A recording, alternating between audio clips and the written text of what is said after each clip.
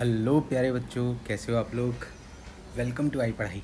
और आज के इस सेशन में हम लोग बहुत ही इंटरेस्टिंग चीज़ करने वाले हैं, that is related to circular motion. आप सभी लोगों ने सर्कुलर मोशन में एक बहुत ही कॉमन सी चीज़ ज़रूर पढ़ी होगी, दैट इज़ सेंट्रीपिटल एक्सेलरेशन। जब कभी भी कोई ऑब्जेक्ट सर्कुलर पाथ में घूमता है तो उसके सेंटर की तरफ जो एक्सेलरेशन एक्ट करता है वो सेंट्रीपिटल एक्सेलरेशन होता है। और हमें उस सेंट्रीपिटल एक्सेलरेशन के बारे में आज कुछ जानना है। देखो, जैसे कि यहाँ पर शो किया गया है कि एक ऑब्जेक्ट जो है वो इनिशियली एट t=0 यहाँ पर है, और कुछ टाइम के बाद वो थीटा एंगल टर्न करके t=t पे इस पोजीशन पे आ गया है। तो जो उसकी वेलोसिटी होगी वो हमेशा टेंजेंशियल डायरेक्शन में होगी, मतलब रेडियस के साथ 90 डिग्री एंगल पे होगी एट ऑल द मोमेंट्स। और इस टाइम पे हम लोग डिस्कस कर रहे हैं uniform circular motion.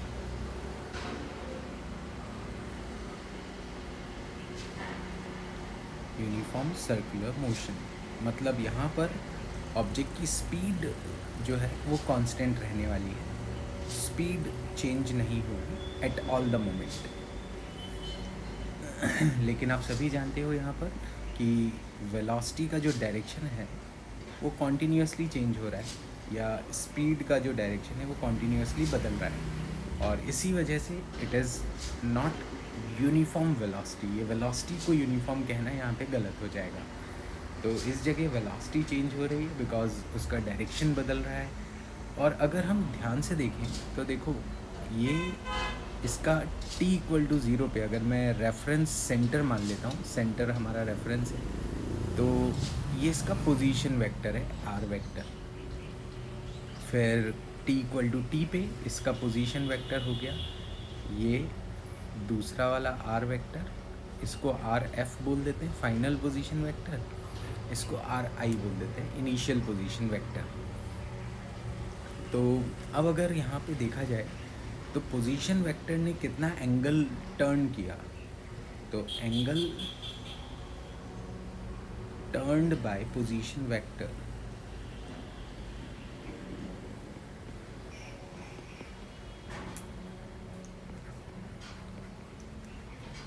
Of particle, जो पार्टिकल घूम रहा है उसका पोजीशन वेक्टर कितने एंगल से टर्न हुआ, तो इट इज़ थीटा। किस डायरेक्शन में हुआ ये टर्न, एंटी क्लॉकवाइज डायरेक्शन में। Now we know that velocity of particle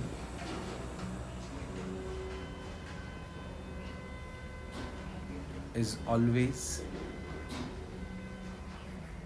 at 90 degree with its position vector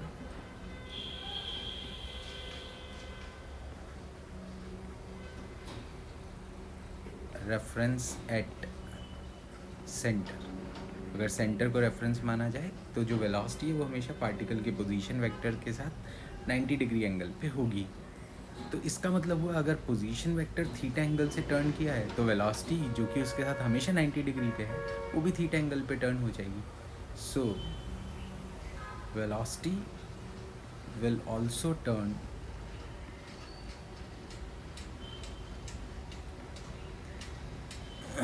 bye angle theta without any change in its magnitude।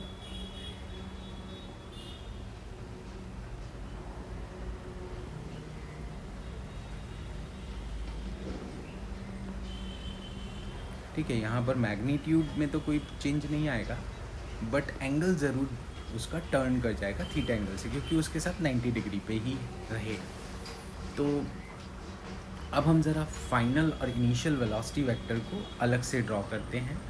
यहाँ पर हमने ये इनिशियल वेलोसिटी वेक्टर बनाया और थीटा एंगल पे turn करके हमने इसका फाइनल वेलोसिटी वेक्टर बनाया। The magnitude must be same, ये थोड़ा ध्यान रखेंगे हम। ये हो गया हमारे पास initial and final velocity. initial velocity vector, this one is final velocity vector, and the angle between them is theta. अगर हम यहाँ से फाइनल को इनिशियल से जोड़ दें तो ये जो वेक्टर बनेगा ना, इनिशियल पे टेल और फाइनल पे हेड। हेड हमेशा कहाँ होगा? फाइनल पे, और टेल हमेशा होगा इनिशियल वेक्टर पे। और इसको बोलेंगे हम change in velocity, delta we. ये है चेंज इन वेलोसिटी। हमेशा ऐसा ही होता है, दो वेक्टर्स को टेल टू टेल ज्वाइन करो तो इनिशियल से फाइनल को जोड़ने वाला वेक्टर जो होता है वो चेंज इन वेलोसिटी को रिप्रेजेंट करता है। That is V final minus V initial. और हम ये भी जानते हैं कि सेंट्रीपिटल एक्सेलरेशन में, इस केस में जो एक्सेलरेशन होगा ऑब्जेक्ट का वो क्या होगा? V final minus V initial divided by delta T. यही तो होगा इस केस में एक्सेलरेशन। अब हमें यहाँ पर ये पता है कि ऑब्जेक्ट का जो स्पीड है वो कांस्टेंट है, स्पीड में कोई चेंज नहीं हो रहा है और सिर्फ डायरेक्शन बदल रहा है। और डायरेक्शन को बदलने वाला एक्सेलरेशन सेंट्रीपिटल एक्सेलरेशन होता है, जो कि हमें यहाँ पे फाइंड आउट करना है। तो यहाँ पर एक चीज़ और हम लोग साथ में ड्रॉ कर सकते हैं कि इसका जो पोजीशन वेक्टर है वो कैसे चेंज हो रहा था। तो देखो, इनिशियली पोजीशन वेक्टर ऐसा था, आर वेक्टर, फिर वो थीटा एंगल टर्न करके इधर चला गया था। ये था इनिशियल और फाइनल, इनिशियल पोजीशन वेक्टर, और ये है फाइनल पोजीशन वेक्टर। और इनमें भी अगर मैं इसको ज्वाइन कर देता हूँ इधर से तो ये डेल्टा आर वेक्टर बन जाएगा। That is R final minus R initial. अब अगर हम इन दो ट्रायंगल्स को कंपेयर करें तो यहाँ पे आर इनिशियल भी रेडियस के बराबर है, आर फाइनल भी मैग्नीट्यूड में रेडियस के बराबर है। इनिशियल वेलोसिटी भी कुछ स्पीड v है, फाइनल वेलोसिटी भी कुछ स्पीड v है। तो इन दोनों ट्रायंगल्स में सिमिलरिटी की कंडीशन आ जाएगी और हम इसको ऐसा कह सकते हैं कि delta v from two triangles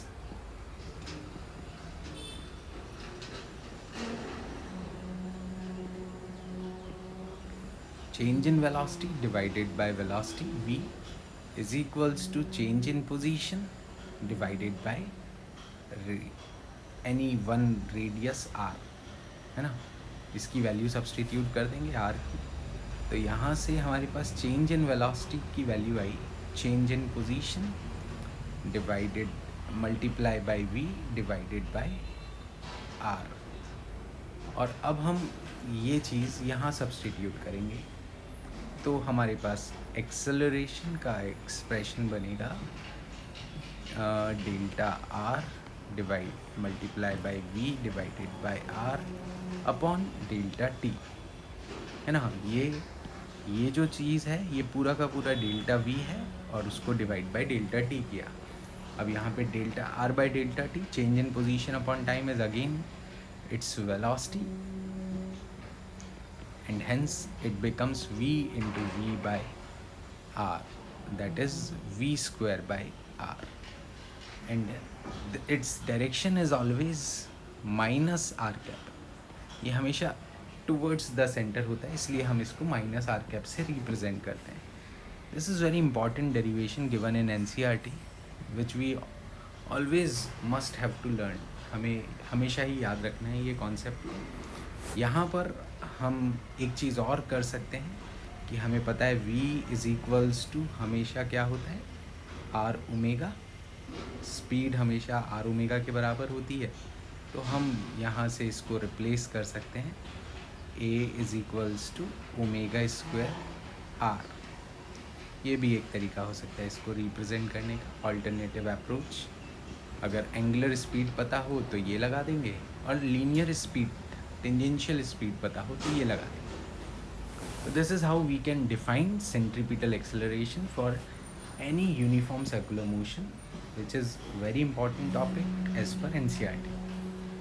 अब देखो, इस इम्पॉर्टेंट टॉपिक पे बहुत ही इंटरेस्टिंग और एक बढ़िया सवाल हम लोग डिस्कस करते हैं तो इस क्वेश्चन में ऐसा दिया है कि एक ऑब्जेक्ट है जो यूनिफॉर्म सर्कुलर मोशन में मूव कर रहा है और इसकी स्पीड है 4 और इस ऑब्जेक्ट की स्पीड जो कि यूनिफॉर्म सर्कुलर मोशन में मूव कर रहा है ना, वो 4 कांस्टेंट स्पीड रहेगी और कुछ 0.5 सेकेंड के इंटरवल में इसकी चेंज इन वेलोसिटी 4 मीटर पर सेकेंड होती है। तो इस ऑब्जेक्ट की एवरेज स्पीड क्या होगी? बड़ा ही इंटरेस्टिंग क्वेश्चन है। देखो, ये हमारे पास सर्कुलर पाथ हो गया जिसमें ये मूव कर रहा होगा, कांस्टेंट स्पीड से चल रहा होगा। लेट अस सपोज कि t इक्वल टू 0 पे ये यहाँ पर है और t इज इक्वल्स टू 0.5 पे ये यहाँ आ गया होगा। ठीक है, 0.5 सेकेंड में इसकी वेलोसिटी में चेंज आया हुआ है। एज वी नो, इसका इनिशियल पोजीशन वेक्टर ये है, इसका फाइनल पोजीशन वेक्टर ये है और इसने कुछ थीटा एंगल कवर कर लिया है इस सर्कल में घूमते हुए। तो इसका मतलब हो गया कि इसकी वेलोसिटी ने भी थीटा एंगल चेंज किया होगा। अगर इसकी इनिशियल वेलोसिटी हम इधर मान रहे हैं तो इसकी फाइनल वेलोसिटी सेम मैग्नीट्यूड को इक्वल कर दिया है और ये इधर आ गई और ये हो गया थीटा एंगल। देखो, इनिशियल वेलोसिटी, फाइनल वेलोसिटी और इनको जोड़ने वाली straight line is change in velocity. तो ये चेंज इन वेलोसिटी है डेल्टा वी।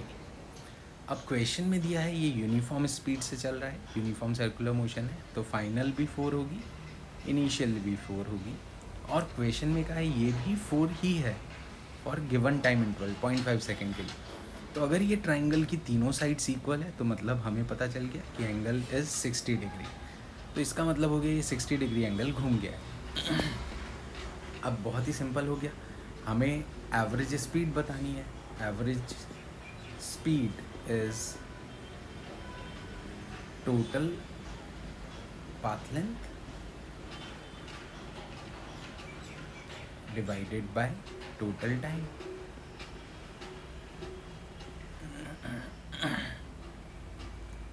तो अब यहाँ पे टोटल पाथ लेंथ कितना हो जाएगा? It is R theta. ठीक है, total path length is R theta, जहाँ पे let us suppose radius is given as 20 centimetre. Radius तो दी हुई होगी ही यहाँ पर, तो रेडियस अगर 20 सेंटीमीटर है तो आर थीटा से हमें ये थीटा मिल गया और टाइम इंटरवल डेल्टा टी हमें 0.5 सेकेंड दे रखा है। तो वी एवरेज हमें यहाँ से मिलेगा। तो देखो, रेडियस की जगह रखा 0.20 20 सेंटीमीटर, एंगल की जगह जितना एंगल ये टर्न किया that is π/3 and time is 0.5। So effectively it is 2π/15 meter per second. This is how we can find out the average speed using the concept of circular motion. I hope बच्चों आप लोगों को ये session में सभी questions बड़े interesting लगे होंगे, आप सभी को बहुत मज़ा आया होगा। अगर आपको मज़ा आया तो प्लीज़ कमेंट बॉक्स में टाइप कीजिए, लाइक कीजिए सेशन को and keep connected with us. Thank you for watching.